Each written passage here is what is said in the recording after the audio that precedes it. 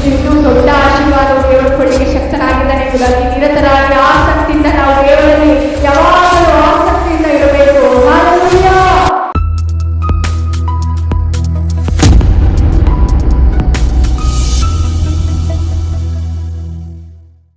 ಆಗಿದೆ.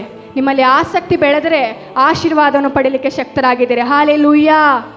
ಯಾರು ದೇವರಲ್ಲಿ ಆಸಕ್ತರಾಗಿರ್ತಾರೋ ಅವರಿಗೆ ದೇವರು ಏನು ಮಾಡ್ತಾನೆ? ರಕ್ಷಿಸ್ತಾನೆ. ಎರಡನೇದಾಗಿ ಯಾರು ದೇವರನ್ನು ಅರ್ಥ ಮಾಡಿಕೊಳ್ಳುತ್ತಾರೋ ಅವರನ್ನು ದೇವರು ಉದ್ಧರಿಸುವೆನು. ಹಾಲೆಲೂಯಾ. ಯಾರು ದೇವ್ರನ್ನ ಅರ್ಥ ಅಂದರೆ ಏನು? ನಾವು ಲೋಕದ ಜನರ ಮೇಲೆ ಅರ್ಥ ಮಾಡಿಕೊಂಡಿರ್ಬೋದು.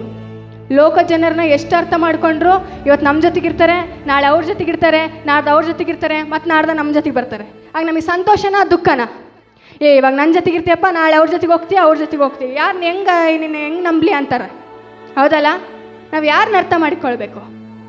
ಲೋಕದ ಜನರು ಈಗಲ್ದೆ ಮರುಕ್ಷಣನೇ ಕೈ ಬಿಟ್ಟು ಹೋಗ್ಬೋದು, ಆದರೆ ದೇವರು ಕೈ ಬಿಡುವ ದೇವರಲ್ಲ. ಆಮೇನ್. ಹಲ್ಲೆಲೂಯಾ. ನಮ್ಮ ದೇವ್ರು ಎಂಥ ದೇವರು? ಕೈ ಬಿಡುವ ದೇವರಲ್ಲ. ನೀವು ಕೈ ಬಿಡಬಾರ್ದು. ನಿಮ್ಮ ದೇವರು ಕೈ ಇಟ್ಕೊಂಡು ಮುಂದೆ ಸಾಗಬೇಕಂದ್ರೆ ನೀವು ದೇವ್ರನ್ನ ಅರ್ಥ ಮಾಡಿಕೊಳ್ಬೇಕು. ಎಷ್ಟು ಜನ ಅರ್ಥ ಮಾಡಿಕೊಂಡಿದ್ದೀರಿ? ನೀವು ಈ ದಿನ ಆಲೋಚನೆ ಮಾಡಿರಿ. ನಾವು ದಿನ ಪ್ರಾರ್ಥನೆ ಮಾಡ್ಬೋದು. ಒಂದಿನ ಏನನ್ಸುತ್ತೆ? ಬೇಜಾರಾಗುತ್ತೆ. ಏನು ಬಿಡಪ್ಪ, ಪ್ರೇಯರ್ ದಿನ ಮಾಡ್ತೀವಿ, ಆದರೂ ಕೂಡ ನಮಗೇನು ಉತ್ತರ ಇಲ್ಲ. ಇವಾಗ ನಾವೇನಾದರೂ ವಸ್ತು ತಗೋಬೇಕಂದ್ರೆ ₹1 ಸಾಮಾನು ಚೆನ್ನಾಗಿ ಬಾಳ್ವಿಕೆ ಬರುತ್ತಾ? ₹1000 ಸಾಮಾನು ಚೆನ್ನಾಗಿ ಬಾಳಿಕೆ ಬರುತ್ತಾ? ₹1 ಸಾಮಾನೇನು ಒಂದಿನ 2 ದಿನ, ಆದರೆ ₹1000 ಸಾಮಾನು ಭಾಳ ದಿನ ಬಾಳ್ವಿಕೆ ಬರುತ್ತೆ. ಅದೇ ರೀತಿ ನಾವು ಪ್ರಾರ್ಥನೆ ಮಾಡೋದಾದರೆ ನಮಗೀಗ ಬರುವ ಆಶೀರ್ವಾದ ತಾತ್ಕಾಲಿಕ ಆಗಿರ್ಬೋದೇನೋ, ಆದರೆ ಇನ್ನೂ ವೇಟ್ ಮಾಡು ಕಾಯಿ ಅಂತ ದೇವರು ಕಾಯಿಸುವಾಗ ನಾವೇನಂತ ತಿಳ್ಕೊಬೇಕು? ಇದು ಇನ್ನೂ ದೊಡ್ಡ ಆಶೀರ್ವಾದ ದೇವರು ಕೊಡಲಿಕ್ಕೆ ಶಕ್ತನಾಗಿದ್ದಾನೆ ಎಂಬುದಾಗಿ ನಿರತರಾಗಿ ಆಸಕ್ತಿಯಿಂದ ನಾವು ದೇವರಲ್ಲಿ ಯಾವಾಗಲೂ ಆಸಕ್ತಿಯಿಂದ ಇರಬೇಕು. ಹಾಲೆಲೂಯಾ. ಹಾಲೆಲೂಯಾ. ರೂತಳು ಸಹ ತನ್ನ ಅತ್ತೆಯನ್ನು ಅರ್ಥ ಮಾಡಿಕೊಂಡಂತೆ. ರೂತಳಿಗೂ ಗಂಡ ಇಲ್ಲ, ತನ್ನ ಅತ್ತೆಗೂ ಸಹ ಗಂಡ ಇಲ್ಲ. ಓರ್ಪಳು ಗಂಡ ಸತ್ತೋದ್ಮೇಲೆ ಅವಳು ತನ್ನ ತವ್ರ ಮನೆಗೆ ಹೋಗ್ಬಿಟ್ಲು. ಆದರೆ ರೂತಳು ಏನು ಮಾಡಿದ್ಲು? ತನ್ನ ತವ್ರ ಮನೆಗೆ ಹೋಗಲಿಲ್ಲ. ಅತ್ತೆ ಹೇಳಿದ್ಲು ಏನಂತ?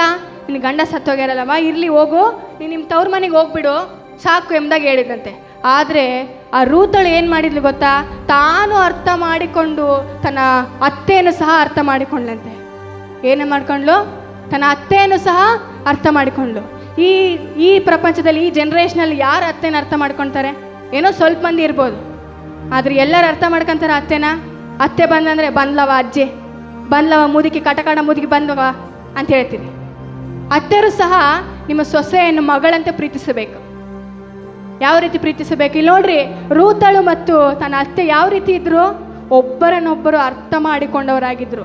ಇಲ್ಲಿ ಯಾರು ಒಬ್ಬರಿಗೊಬ್ಬರು ಅರ್ಥ ಮಾಡ್ಕೊತಾ ಇದ್ರ? ನೀವು ಈಗ ನೋಡ್ಕೊಳ್ರಿ. ನಾವು ಅತ್ತೆ ಸೊಸೆಯರಂದರೆ ಒಬ್ಬ ತಾಯಿ ಮಗಳ ಬಾಂಧವ್ಯವನ್ನು ಬೆಳೆಸ್ಕೊಳ್ಬೇಕು.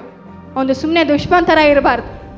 ಅತ್ತೆ ಮಗಳಾಗಿದ್ದರೆ, ಅತ್ತೆ ಸೊಸೆ ತಾಯಿ ಮಗಳಾಗಿದ್ದರೆ ಅವ್ರು ಏನು ಬೇಕಾದರೂ ಸಾಧಿಸ್ಬೋದು. ಆದರೆ ಅತ್ತೆನೇ ಒಂದು ಲೋಕ, ಸೊಸೆನೇ ಒಂದು ಲೋಕ ಅಂದರೆ ಯಾವ ದಾರಿಯಲ್ಲಿ ಹೋಗ್ತಾರೆ? ಅತ್ತೆ ಒಂದು ಕಡೆಗೆ ಹೋದ್ರೆ ಸೊಸೆ ಒಂದು ಕಡೆಗೆ ಹೋಗ್ತಾಳೆ. ಹೌದಾ? ನಾವೇನು ಮಾಡಬೇಕು? ಒಬ್ಬರನ್ನೊಬ್ಬರು ಅರ್ಥ ಮಾಡಿಕೊಂಡು ಜೀವಿಸಬೇಕು. ಏನು ಮಾಡಬೇಕು?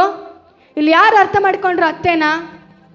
ರೂತಳು ತನಗೂ ಗಂಡ ಇಲ್ಲ, ತನ್ನ ಅತ್ತೆಗೂ ಸಹ ಗಂಡನಿಲ್ಲ. ಅತ್ತೆ ಗಂಡ ಇಲ್ಲ ಬಿಡು, ಓಲೆತ್ತ ಮುದುಕಿ ಕಾಟ ಹೋಯ್ತಂತ ಹೋಗ್ಬೋದಿತ್ತು. ಆದರೆ ಅವಳು ಏನು ಮಾಡಿದ್ಲು? ತನ್ನ ಅತ್ತೆಯನ್ನು ಅರ್ಥ ಮಾಡಿಕೊಂಡ್ಳು. ಅರ್ಥ ಮಾಡಿಕೊಂಡು ಮುಂದೆ ಸಾಗಿದ ಕಾರಣ ಅವಳಿಗೆ ಏನಾಯಿತು? ಒಬ್ಬ ರಾಜನನ್ನು ಮದುವೆ ಮಾಡಿಕೊಳ್ಳುವಂಥ ಭಾಗ್ಯ ಅವಳಿಗೆ ಸಿಕ್ಕಿತ್ತು. ಯಾವಾಗ? ತನ್ನ ಅತ್ತೆಯನ್ನು ಅರ್ಥ ಮಾಡಿಕೊಂಡು ಒಬ್ಬರಿಗೊಬ್ಬರು ಸಮಾಧಾನದಿಂದ ಐಕ್ಯತೆ ಉಳ್ಳವರಾಗಿ ಜೊತೆಯಲ್ಲಿದ್ದಾಗ ದೇವರು ಏನು ಆಶೀರ್ವಾದ ಮಾಡ್ದ ಅವಳಿಗೆ? ತನ್ನ ಅರ್ಥಕರಿಕೆಯನ್ನು ನೋಡಿಕೊಂಡು ದೇವರು ಅವಳಿಗೆ ಒಬ್ಬ ರಾಜನನ್ನು ಮದುವೆ ಆಗುವ ರೀತಿಯಲ್ಲಿ ದೇವರು ಭಾಗ್ಯವನ್ನು ಕೊಟ್ಟನು. ಹಾಲೆಲೂಯಾ. ಯಾವಾಗ? ತನ್ನ ಅತ್ತೆಯನ್ನು ಅರ್ಥ ಮಾಡಿಕೊಂಡ್ಲು. ನೀವು ಇದನ್ನು ಏನು ಮಾಡ್ಬೇಕಂತಿದ್ದೀರಿ? ಅತ್ತೆನ ಶಪಿಸ್ಬೇಕಂತಿದ್ದೀರಾ? ಇಲ್ಲ ಸೊಸೆನ ಶಪಿಸ್ಬೇಕಂತಿದ್ದೀರಾ? ಇಲ್ಲ ನಿಮಗೆ ಬಿಟ್ಟಿದ್ದು ನೋಡ್ಕೊಳ್ರಿ. ಅತ್ತೆ ಸೊಸೆ ಅರ್ಥ ಮಾಡಿಕೊಂಡು ಮುಂದೆ ಸಾಗುವುದಾದರೆ ಇಲ್ಲಿ ಯಾವ ರೀತಿ ರೂತಳು ದೇವರ ಆಲೋಚನೆಗೆ ಒಳಪಟ್ಟಳೋ ಅದೇ ರೀತಿ ನೀವು ಸಹ ಈ ದಿನ ದೇವರ ಆಶೀರ್ವಾದ ಹೊಂದಿಕೊಳ್ಳಿಕ್ಕೆ ಶಕ್ತರಾಗಿದ್ದಾರೆ. ಹಾಲೆಲೂಯಾ. ಹಾಲೆಲೂಯಾ. ನಾವು ಅದೇ ರೀತಿ ಇನ್ನೊಬ್ಬರು ಕೂಡ ಇದ್ದಾರೆ. ಯೋಸೇಫನು ಸಹ ದೇವರ ಚಿತ್ತವನ್ನು, ಉದ್ದೇಶವನ್ನು ಅರ್ಥ ಮಾಡಿಕೊಂಡ. ಯೋಸೇಫನ್ ಏನು ಮಾಡ್ದ? ಯೋಸೇಫನ್ ಕೂಡ ದೇವರನ್ನು ಅರ್ಥ ಮಾಡಿಕೊಂಡ. ದೇವರ ಚಿತ್ತವನ್ನು, ದೇವರ ವಾಕ್ಯವನ್ನು, ದೇವರ ಮಾತನ್ನು ಅರ್ಥ ಮಾಡಿಕೊಂಡ ಕಾರಣ ಅವನಿಗೆ ಅನೇಕ ಕಷ್ಟಗಳು ಬಂದವು. ಕಷ್ಟ ಬಂತು, ಕಣ್ಣೀರು ಬಂತು, ಸಮಸ್ಯೆ ಬಂತು, ಇಕ್ಕಟ್ಟು ಬಂತು. ಆದರೆ ಅವನು ಬಿದ್ದು ಹೋಗಲಿಲ್ಲ. ಅಂತೆ ಏನು ಮಾಡಲಿಲ್ಲ? ಯಾವಾಗ? ದೇವರನ್ನು ಅರ್ಥ ಮಾಡಿಕೊಂಡಾಗ. ನಾವು ಯಾರನ್ನ ಅರ್ಥ ಮಾಡಿಕೊಳ್ಬೇಕು ಈ ದಿನ? ಇಲ್ಲಿ ಯಾರ್ಯಾರು ಅರ್ಥ ಮಾಡಿಕೊಂಡ್ರು ದೇವರನ್ನ? ಯೋಸೇಫನು ದೇವರ ಅರ್ಥ ಮಾಡಿಕೊಂಡ ಕಾರಣ ಅವನು ಕಷ್ಟ ಬಂದರು, ಸಮಸ್ಯೆಗಳು, ಇಕ್ಕಟ್ಟುಗಳು, ಬಂಧನೆಗಳು ಬಂದರೂ ಸಹ ಅವನು ಬಿದ್ದು ಹೋಗಲಿಲ್ಲ. ಯಾಕೆ? ದೇವರು ಕೈ ಬಿಡಲಿಲ್ಲ. ಯಾಕೆ? ಅವನು ದೇವರನ್ನ ಅರ್ಥ ಮಾಡಿಕೊಂಡ ಕಾರಣ ದೇವರು ಸಹ ಅವನನ್ನು ಬಿಟ್ಟುಕೊಳ್ಳಿಲ್ಲ. ಹಲ್ಲೆಲೂಯಾ. ಈ ದಿನ ನೀವು ದೇವರನ್ನ ಅರ್ಥ ಮಾಡಿಕೊಂಡ್ರೆ ಸಮಸ್ಯೆಗಳಿರ್ತವೆ, ಎಲ್ಲರಿಗೂ ಸಮಸ್ಯೆ ಇರ್ತವೆ.